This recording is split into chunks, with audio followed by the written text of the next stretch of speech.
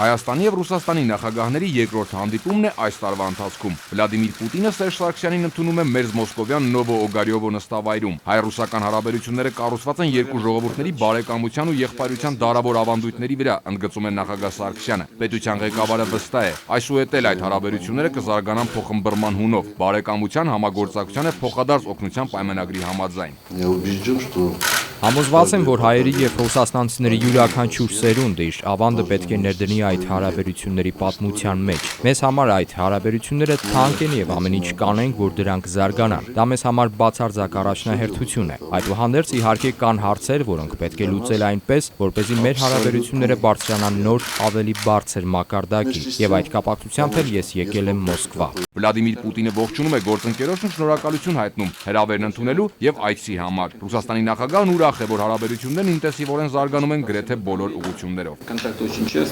Հաճախակի են շփումները խորհրդարանների, կառավարությունների, գործարար կառույցների մասով։ Ճիշտն ասած, այդ առումով եւս արդյունքը հուսով եմ դրական է։ Մեզ մոտ ապրանքաշրջանառության աճն ավելի քան 23% է։ Ռուսաստանը մնում է Հայաստանի առաջին առևտրատնտեսական գործընկերը եւ այդ միտումը պահպանվում է։ Բացի երկկողմ հարաբերությունների լայն շրջանակից նախագահներն անդրադարձել են նաև տարածաշրջանային խնդիրներին ու Ղարաբաղյան հիմնահարցի խաղաղ կարգավորմանը։ Мною еще раз была подтверждена готовность Армении к разрешению конфликта. Ես եւս մեկ անգամ հաստատեցի խնդիրը բացառապես խաղաղ ճանապարհով լուծելու Հայաստանի պատրաստակամությունը, մեկ ամբողջություն կազմող ազգերի ինքնորոշման, ուժի եւ դրա սպառնալիքի չկիրառման, պետությունների տարածքային ամբողջականության սկզբունքների հիման վրա։ Ես վերահաստատեցի մեր պատրաստակամությունը շարունակել ճգնաժամից ելքի ուղիների որոնումը Ռուսաստանի, Ամերիկայի Միացյալ Նահանգների եւ Ֆրանսիայի նախագահների համատեղ հայտարարություններում արտացոլված կարգավորման սկզբունքների եւ տարրերի հիման վրա։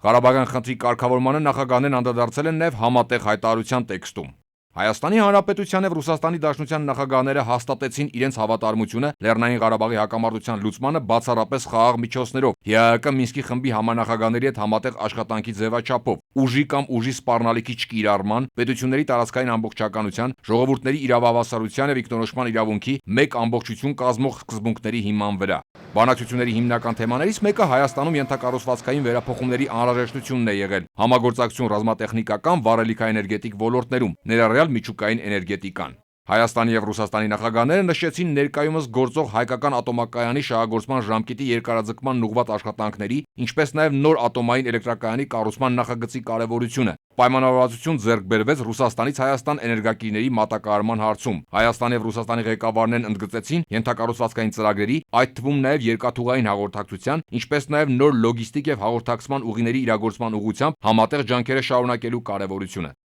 Նախագահները հաստատել են երկրների վճռականությունը Եվրասիական տարածքում տնտեսական ինտեգրման գործընթացները զարգացնելու հարցում։ Я подтвердил желание Армении вступить в таможенный союз. Ես հաստատեցի Հայաստանի ցանկությունը միանալու Մաքսային միությանը եւ ներգրավելու Եվրասիական տնտեսական միության ձևավորման գործընթացում։ 20 տարի առաջ Հայաստանը Ռուսաստանի եւ ԱՊՀ այլ երկրների հետ գործընկերությամբ ձևավորեց իր ռազմական անվտանգության համակարգը հավաքական անվտանգության պայմանագրի ձևաչափում։ Այս տասնամյակների ընթացքում համակարգը ապացուցել է իր կենսունակությունը եւ արդյունավետությունը։ Այժմ ՀԱՊԿ-ի մեր գործընկերները ձևավորում են տնտեսական փոխգործակցության նոր հարթակ։ Ես քանիցս ասել եմ, որ գտնվելով ռազմական անվտանգության մի համակարգում անհնար է եւ անարդյունավետ մեկուսանալ համապատասխան աշխարհատնտեսական տարածքից։ Սա ռացիոնալ որոշում է, որը բխում է Հայաստանի ազգային շահերից, ընդգծում է նախագահ Սարգսյանը, միաժամանակ հավելում, որ սա չի նշանակում հարաբերությունների դադար Եվրոպայի հետ կամ բարեփոխումներից հրաժարում։ Это решение не отказ от нашего диалога с европейскими структурами. Այս որոշումը եվրոպական կառույցների հետ մեր երկխոսությունից հրաժարում չէ։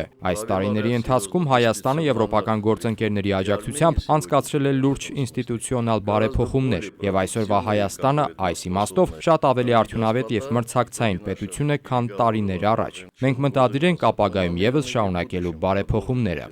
Բանակցությունների արդյունքներով նախագահները կարևորում են մինչև 2020 թվականը երկարաժամկետ տնտեսական համագործակցության լիարժեք իրագործումը եւ համապատասխան հանձնարարականներ տալիս ճյուղային գերատեսչություններին։ Արկադի Գրիգորյան, ժամը լրատվական։